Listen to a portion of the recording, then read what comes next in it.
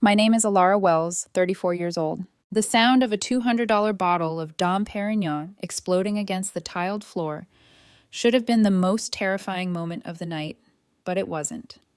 What froze the air in my lungs wasn't the crash of glass or the spray of champagne. It was the manic, almost feral look in my sister Cassie's eyes as she stared down at me, as if I were the problem, not the blood pooling around my body. A minute earlier, she had shrieked that my black wheelchair looked like an ugly lump of coal, ruining her perfect engagement photos. Then she shoved me, hard, straight into the towering champagne display. Glass, gold liquid, and my body hit the ground at the same time. I couldn't move my legs to stand up. I couldn't move much of anything. But Cassie had made a fatal mistake. She didn't know that the elegant woman who had just cut through the crowd, kneeling beside me with the precise, practiced movements of someone who lived inside operating rooms, was Dr. Helena Kingsley, the groom's aunt. She also happened to be the neurosurgeon who had drilled 8 screws into my spine 24 months ago. This time, she wasn't holding a scalpel. She was about to wield the law. But I'm getting ahead of myself. To understand how a biological sister can look at you and see an inconvenience instead of family, you have to go back, just an hour before the fall, when the wrought iron gates of Magnolia Springs Botanical Garden first swung open. They didn't just reveal a venue, they revealed a pastel fever dream. Pink roses climbed every trellis, mint green hydrangeas spilled over white urns, and cream-colored lilies framed the marble fountain. Gossamer ribbons twisted around columns like spun sugar. A string quartet played something baroque and expensive sounding, the kind of music that made people stand straighter and pretend their lives were perfect. This was Cassie's vision of heaven. I was the single dark mark on her carefully curated canvas. The invitation had specified a mandatory dress code: spring pastel, baby pink, or mint green, no exceptions. The looping calligraphy looked like it had been written by someone who'd never had to worry about medical bills. I had complied as best I could. I wore a pale pink silk dress I'd found on sale at Nordstrom Rack, the kind of dress that skimmed over my atrophied legs and made me feel almost pretty, despite everything. I'd curled my hair into soft waves that fell past my shoulders, sprayed extra perfume, and practiced my smile in the mirror until it didn't look like grief. But no matter what I did, my ultralight carbon wheelchair stayed the same. Matte black, specialized, worth $5,000, and paid for with every cent I could scrape together. Disability payments, birthday checks from distant relatives, late-night freelance editing gigs, 2 years of saving and sacrificing so I could have a chair that weighed 18 pounds and moved like a dream instead of the clunky hospital monster I'd been issued after the accident. That chair was my freedom, my independence, my ability to move through the world without begging for help. I didn't think Cassie would care about the color. Back then, I was still wrong about a lot of things. I rolled up the accessible ramp, thank God the venue actually had one, and scanned the crowd for Cassie. She stood near the champagne fountain, luminous in an ivory lace dress that probably cost more than my entire year of medical supplies. Her blonde hair was twisted into an elaborate updo, and her makeup looked airbrushed, not human. She rested one hand possessively on Greg's arm, laughing at something he said. Greg, from what I'd seen in our 3 brief meetings, was soft-spoken, kind, an architect with an easy, genuine smile. More than once, I'd wondered what he saw in Cassie. Then again, Cassie had always been a master of illusion. I wheeled toward her, my heart pounding, every push of my hands on the rims a mix of dread and desperate hope. Despite the 2 years of cold silence, the rewritten history where she was the victim and I was the problem, a part of me still clung to the memory of the sister who had once braided my hair before dance recitals and snuck me cookies when Mom put me on those awful pre-performance diets. Cassie, I called, forcing brightness into my voice. She turned, and for a split second, something flickered across her face. Annoyance, disgust, or maybe just disappointment that I'd actually shown up. It vanished so quickly I might have imagined it. Alara, she said, her smile not quite reaching her eyes. You made it. The way she said it, you made it, sounded less like a welcome and more like an accusation, as if her perfect world had just been contaminated. I swallowed the sting and held out a small gift box wrapped in rose-patterned vintage paper. Inside was a pair of antique pearl earrings I'd hunted for weeks, digging through estate sales and obscure online shops. Years ago, back when we still shared secrets instead of silence, Cassie had told me she loved vintage pearls because they reminded her of Grandma's jewelry, the set lost after she died. To buy these, I'd pulled money from my emergency medication fund, the account I kept for the inevitable day the insurance company decided some optional treatment was no longer covered. It was my way of saying, I still love you, even if you pretend you don't love me. I waited for a flicker of gratitude, a softening, anything. Cassie took the box with 2 fingers, like she was afraid it would stain her. She opened it, glanced at the pearls, and her lip curled. Secondhand, she said, like she was diagnosing a disease. It looks old. This doesn't match my Vera Wang dress at all. She dropped the box onto a cocktail table without ceremony, attention already back on her phone, probably counting likes on her engagement post. Something in my chest tightened, a physical ache I'd become too familiar with over the last 2 years. Still, I swallowed it, like I always had. Don't rock the boat, Ilara. Your sister is under stress. Be the bigger person, Ilara. She didn't mean it that way. Except she always did. That was the problem. Her gaze slid down, finally landing on my wheelchair, and her whole demeanor shifted, from bored disdain to open hostility. What is that? She hissed, stepping closer. My wheelchair, I said slowly, thrown by the venom in her tone. Cassie, you know That pitch-black chair looks like the Grim Reaper in the Garden of Eden, she murmured, leaning in, so only I could hear. Her breath smelled like champagne and contempt. You did this on purpose, didn't you? You couldn't let me have one perfect day. Cassie, I didn't. This is just my chair. I need it to... But she was already walking away, heels sharp against stone, heading toward a nearby service station where linens and supplies were stacked. She snatched up a pristine white tablecloth, snapped it open like a cape, and stormed back. Cover this pile of junk up right now, she said, voice low and dangerous. Before I could react, she tried to drape the cloth over my legs and chair, like I was a piece of ugly furniture spoiling her aesthetic, something shameful to be hidden. For the first time in 2 years, 2 years of swallowing blame for an accident I didn't cause, 2 years of absorbing her barbed comments and my parents' excuses, I pushed back. I grabbed the tablecloth and pushed it away. No. Just one word, small and quiet, but it detonated everything. Cassie's face flushed red, blotches creeping up her neck. She yanked the cloth back and stalked off, but not before muttering, "Ungrateful bitch." For the next hour, I watched from the edge of the party as Cassie did what she did best, working the crowd. Her charm radiated at full wattage, her voice a soft hum, as she whispered to guests, who then glanced at me with expressions that ranged from pity to suspicion. I knew the pattern. I'd seen it my whole life. Cassie was setting the narrative, drawing lines in invisible ink, her dazzling side, my pathetic one. Later, I'd learn exactly what she'd been saying, that I had Munchausen syndrome, that I loved sitting in the chair for attention, that the Jeep accident 2 years ago wasn't nearly as bad as I made it sound, that I was dramatic and jealous, desperate to ruin her happiness. The engagement party flowed around me as if I were a rock in a stream, something to be navigated around but never acknowledged.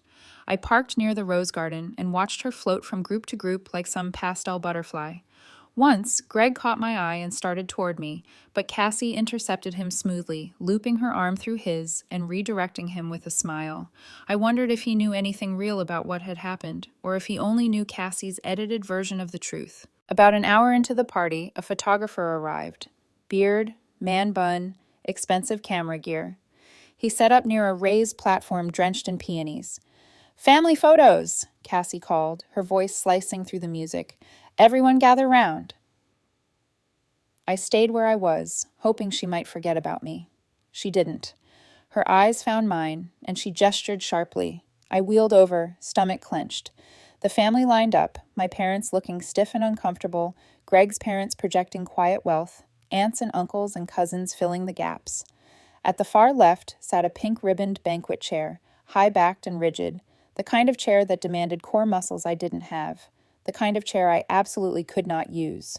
"Alara," Cassie said sweetly, her public voice syrupy, "move the wheelchair somewhere else. Sit on that chair. I want this photo to be uniform." Dozens of eyes were on me. The photographer's finger hovered over the shutter. Mom gave me her "don't cause a scene" look. Dad studied his shoes. "Cassie," I said, keeping my voice steady, "you know I have a T10 spinal injury. I don't have the core balance to sit on a regular chair. I'll fall." I'd explained this so many times it felt like a script, but it never seemed to stick. Her smile stayed frozen, but her eyes darkened. "You're just good at ruining things," she said, still performing for the crowd, but her words were sharp enough to cut. Then she leaned closer, her whisper poisonous. "You're jealous because I'm getting married, and you're a cripple, right?" The word slapped me harder than any hand could have. Before I could respond, she grabbed me. It happened fast. Cassie jammed both hands under my left armpit and yanked. The pull was violent, jerking me upward and forward in one uncontrolled motion. My hands scrambled for the armrests, catching nothing but air. The world tipped. In her haste, she stepped on the hem of her own dress and stumbled, arms flailing as she fought for her balance. She let go of me to save herself. She succeeded. I didn't. My lower body, useless and heavy, dragged me forward. Without core strength, without legs to brace, I became a projectile. The champagne tower loomed in front of me, a crystalline pyramid of glasses stacked 7 levels high, each one filled with golden bubbles. I crashed into it shoulder first. The structure collapsed with an unholy sound, a cascading symphony of breaking glass and shattering perfection. Shards sliced my hands, my face, my neck. My head slammed against the tile, a blunt impact that sent stars exploding across my vision. The Dom Perignon bottle that had crowned the tower bounced off my shoulder and rolled away. Champagne and blood spread across the floor, mixing into a grotesque pink river. My dress clung to me, soaked. I couldn't tell where the champagne ended and my blood began. The garden went silent. No string quartet, no polite laughter, nothing. Just the drip of champagne from the ruined display and my own ragged breathing. I lay there on the cold tile, afraid to move, my neck throbbing, my body a map of pain. Somewhere above me, Cassie shrieked, "Oh my God, my $5,000 dress! You ruined my party!" Not, "Are you okay?" Not, "Someone help her." Just the dress. People started to move toward me, the spell of shock breaking, but a single voice cut through the chaos. "Stand still. Don't anyone touch her." The command was calm, authoritative, the kind of voice you obey without thinking. A woman dropped her handbag onto the grass and pushed past a waiter, striding toward me with terrifying focus. She knelt in the puddle of champagne and blood, not caring about her cream-colored pantsuit. Her hand slid to either side of my head, firm but gentle, holding me in the textbook C-spine position. "Listen to me carefully," she said, voice steady and precise. "Don't try to move. Don't turn your head. I'm going to hold you steady until paramedics arrive." I knew that voice. Dr. Helena Kingsley, Greg's aunt, chief of neurosurgery at Mount Sinai Hospital. The woman who had literally saved my life 24 months earlier. "Dr. Kingsley," someone whispered. She looked up, eyes razor sharp. "Call 911, she ordered Greg. "Report a spinal injury and assault. Request police and an ambulance now." The word assault hung in the air like a thunderclap. Then her gaze dropped back to me, and recognition softened her features. "Alara Wells," she said quietly, "just for me. I know you. I'm going to take care of you. You're safe now." And despite the throbbing pain, the blood, the humiliation, something inside me loosened.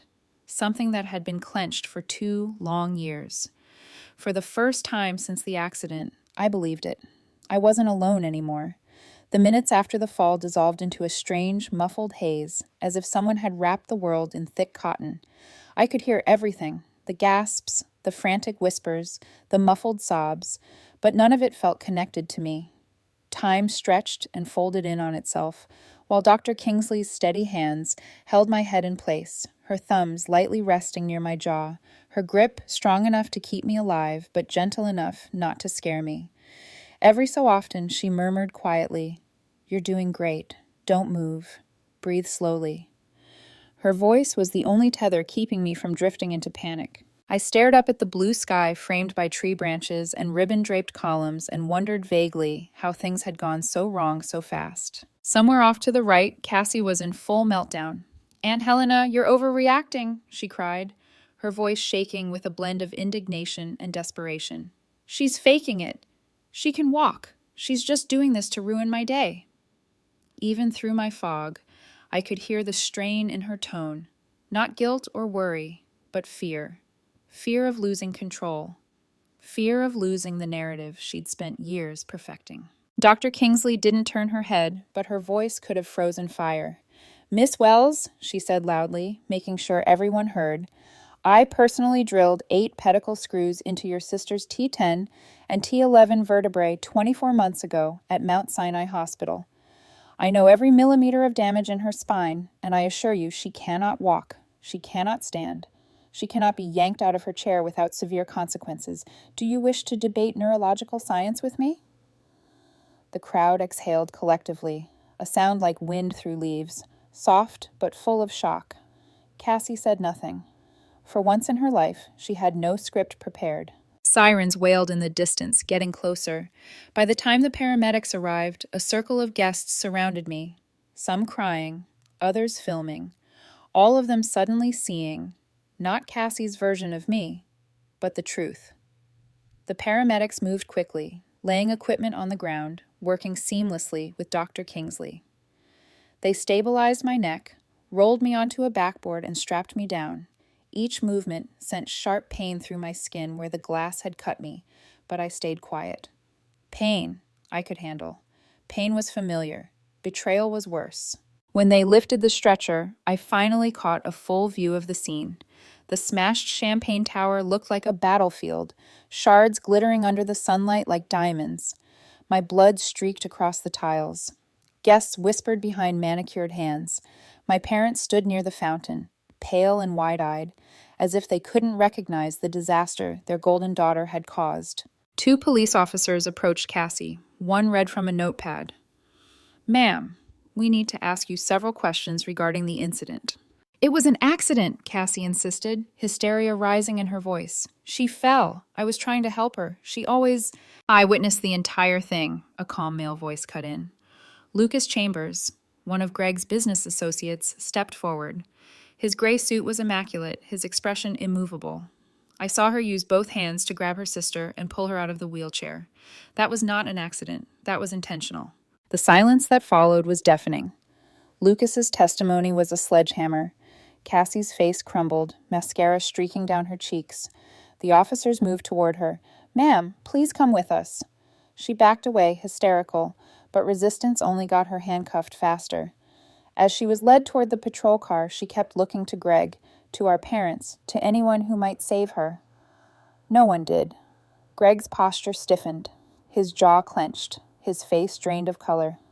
He looked at Cassie as if seeing her for the first time. As the ambulance doors closed, Dr. Kingsley climbed inside with me. "I'm staying with you," she said. "We're not letting this get buried." For the first time in 2 years, 2 years of carrying guilt that wasn't mine, of enduring blame that belonged to someone else, I felt something like release. 2 days later, I lay in a private hospital room, 30 stitches holding parts of my skin together and bruises blooming across my face like storm clouds. My head throbbed, but the imaging had shown no new spinal damage. A miracle. Dr. Kingsley had insisted on the private room, muttering something about reporters already sniffing around. Apparently, the story had made local news. Society bride assaults disabled sister at engagement party. Someone had filmed everything. They blurred my face, but not Cassie's. Greg entered the room looking wrecked, suit wrinkled, hair unkempt, dark circles under his eyes. "Ilara," he said softly, pulling a chair close. "I'm so sorry. I didn't know. I swear I didn't know." His voice cracked, and I believed him. Greg was many things, but a liar wasn't one of them. "She told me you were drunk," he whispered, shaking his head. "She said you crashed the car into a tree. She said you blamed her to avoid responsibility. She had a whole story." He stopped, swallowing hard. I should have questioned it. I should have seen something. Before I could respond, the door opened. Dr. Kingsley walked in holding a manila folder. Her expression was carved from stone. "Perfect timing," she said to Greg. Sit. You both need to hear this. She handed him papers. Medical records, toxicology reports, police findings. Ilara had a blood alcohol level of 0.0 at the crash. She wasn't driving. Cassie was. The police report attributes the crash to distracted driving. She was texting her ex. Greg's face drained of color as he read.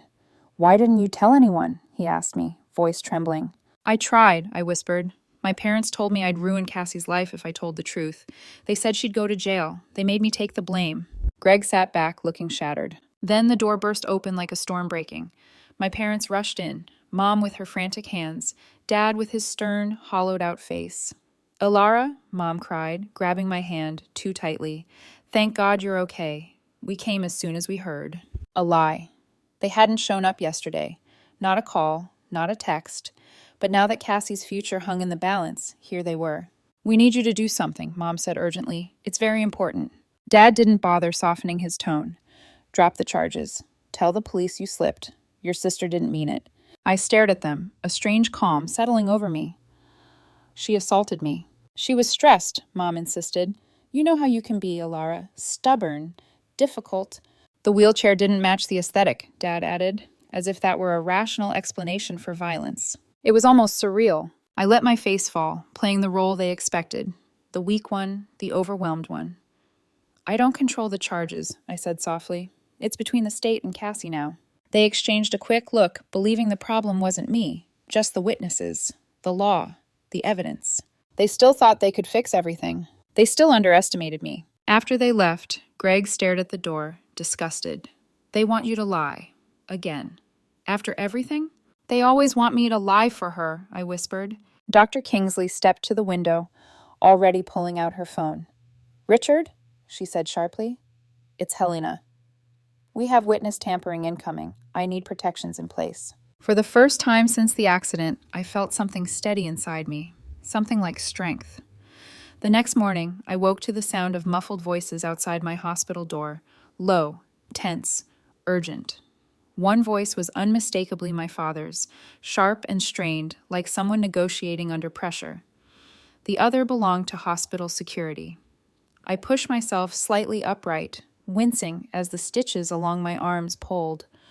Moments later, the voices faded, replaced by the hallway's mechanical hum. When the door opened, Greg stepped in, his expression dark. "Your parents were here," he said, sitting beside me with a heaviness that telegraphed bad news. "Security made them leave. Dr. Kingsley put your room on an approved visitor-only list." I swallowed. What did they want? Greg looked at me with a mixture of disbelief and anger. "They came to see me. They asked me to contact Lucas, the witness, and convince him to change his statement, to say he might have misinterpreted what he saw." For a moment, I said nothing. The room felt strangely quiet, the way air stills right before a storm.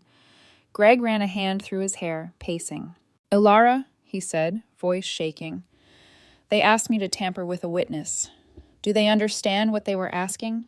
That it's illegal? That it could cost me my license, my career, my entire life?" "They understand," I said softly. "They just don't care." The realization was painful, but not surprising. My parents had always believed consequences were for other people. They had spent my entire life smoothing Cassie's path by sanding me down. Why would now be any different? "I called Lucas after they left," Greg continued.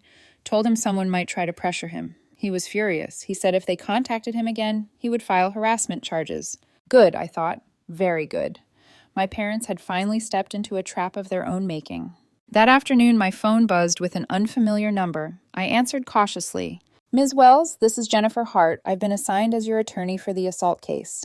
"My case?" I repeated, startled. "Correct. I'm calling regarding new developments. Your sister's defense attorney has reached out to negotiate a plea deal." My breath hitched. "What kind of deal?" "With the current evidence, the video, the witness testimony, your documented injuries. The prosecutor is confident in pursuing up to 10 years of prison time. Cassie's legal team wants to avoid that. They're proposing a guilty plea to a lesser charge, aggravated assault. If you submit a victim impact statement requesting leniency, she'll likely serve 2 years, possibly 18 months with good behavior." 2 years. Not nothing. Not life-shattering, but enough to matter. "There's one additional term," Ms. Hart continued. "Restitution. full financial compensation for medical expenses, pain and suffering, and punitive damages. The proposed amount is $420,000. I almost dropped the phone. $420,000? It's reasonable, she said. Low, even, given the extent of the injuries and the long-term impact. I stared at the ceiling, my heart pounding. My parents didn't have that kind of money, Liquid. They lived comfortably, but not extravagantly. And Cassie? She'd never saved a dollar in her life. When would they have to pay? I asked. Within 7 days, before the preliminary hearing. 7 days, a ticking clock. I closed my eyes. If they pay the full restitution, I'll give the leniency statement. Good, Ms. Hart said. I'll notify them. The clock starts now. My parents arrived that evening, looking as though they'd aged a decade in a day. Dad's face was gray. Mom's hands trembled. $420,000? Dad said, voice cracking. That's what they're demanding? That's what the lawyer calculated, I replied calmly. Mom wrung her hands. We've been calling banks, financial advisors, friends. We don't have that kind of money, not in cash. You can liquidate your retirement accounts, I said. They stared at me. I checked, I continued levelly. Between your two 401ks, you have around $280,000. Early withdrawal penalties bring that down to about $200,000. Dad's jaw clenched. Mom went pale. You can sell the sailboat, I said. Not through a broker, that takes too long, but to a marine liquidator for fast cash. You'll only get about a third of its value, maybe $100,000. My mother whispered, horrified. That boat is your father's dream. And my walking was mine, I said quietly. Silence stretched. For the remaining funds, I said, you can take out a hard money loan against the house. High interest, immediate approval. They stared at me as if I'd stabbed them. That's our entire future, Dad finally said. Everything we've built. We'll have nothing left. I held his gaze. Neither do I. Mom's breath hitched. How can you be so cruel? I learned it from the best, I said simply. They left without another word. The week crawled by. I remained in the hospital, partially because Dr. Kingsley insisted, and partially because I had nowhere else to go. Greg came every day, bringing food, keeping me company, telling terrible jokes to make me smile. Dr. Kingsley checked my stitches, updated me on Cassie's unstable state at home, and reminded me, gently, that justice sometimes looked like this: messy, painful, necessary. On the 6th day, Ms. Hart called. Your father has liquidated both retirement accounts. They also sold the sailboat to a salvage company, and they've signed with a high-interest lender for the remaining amount. She paused. The question is whether the funds will clear in time. Day 7. I watched the clock. My phone lay on the blanket like a detonator, waiting to go off. At 4:47 p.m., it did. The wire cleared, Ms. Hart said. Full amount. You'll sign the statement tomorrow. I let out a long, trembling breath. My parents had done it. They had sacrificed their savings, their future, their comfort, all to save Cassie from a decade in prison. For the first time in my life, they had paid a price instead of demanding I pay it for them. And for the first time in my life, I felt no guilt. Just clarity, just peace. The courtroom on the day of Cassie's plea hearing looked nothing like the glittering garden where everything had fallen apart. There were no pastel ribbons, no curated flower walls, no champagne towers waiting to crash. Just hard benches, fluorescent lighting, and the heavy, quiet air of consequences. I didn't attend in person, but I watched everything through a secure video link from my hospital room. The camera framed the judge, the attorneys, and Cassie standing beside her lawyer, pale and trembling. My parents sat behind her, their faces hollow, their shoulders hunched under the weight of everything they'd sacrificed. Cassie wore a simple beige dress, far from the designer gowns she used to flaunt. Her hair was pulled back, her makeup minimal, as though she'd tried stripping away every layer of vanity in hopes of seeming small and remorseful. But even from a screen, I could see her fingers twisting together, white-knuckled, her throat swallowing convulsively as the judge reviewed the case file. The prosecutor read the charges: aggravated assault with bodily injury to a disabled person. The words hung heavy in the air. Then came my victim impact statement, read aloud by the attorney. It described the pain, the betrayal, the lifelong consequences Cassie had set into motion 2 years ago and cemented at her engagement party. But it also said something else, that I didn't want vengeance, that I believed she could change, that I hoped she would. When Cassie's lawyer announced her plea, guilty, Your Honor, I watched something flicker across her face. Not denial, not outrage. Something more fragile. Something like a crack in the armor she'd worn her entire life. The judge sentenced her to 2 years in a state correctional facility with eligibility for parole after 18 months. Gasps rippled through the room even though everyone already knew the deal. Cassie's shoulders slumped. My parents stiffened. Greg sat in the back row, expression unreadable, but he didn't look away from the screen when the judge struck the gavel. He just nodded once, acknowledgement, solidarity, a final goodbye. After that, everything moved quickly. Funds were transferred from the attorney trust account into mine. $420,000, a number I'd never imagined having next to my name. I paid my medical debts first. Then I found a new apartment. Accessible, modern, with an elevator that didn't jerk or groan, with doorways wide enough for my wheelchair, with sunlight pouring into big windows like it belonged to me. Next came the treatments, experimental neurostimulation programs at the Zurich Neuroscience Research Institute. Dr. Kingsley had slipped me the contact information on a folded sheet of paper, her voice gentle as she said, "No guarantees, Alara, but the research is promising." Zurich was colder than Charleston, but strangely tender. The doctors there didn't look at me as a tragedy. They looked at me as potential. Recovery wasn't glamorous. No movie scene miracle. No sudden, tearful moment where I stood up in slow motion. Instead, it was hours of exercises, weeks of frustration, and months of microscopic progress. But then, one morning, during a guided visualization session, my right big toe twitched. Not much, barely a millimeter. But it moved. I felt it. A spark racing down a neural pathway that had been silent for 42 months. For a long moment, I couldn't breathe. "Elara, did you see that?" Mari, the woman in the chair next to mine, practically screamed. She'd been volunteering at the institute, helping patients navigate foreign systems, translating medical jargon, and offering the kind of companionship that never asked anything in return. She had cared for her paralyzed sister for 10 years before losing her.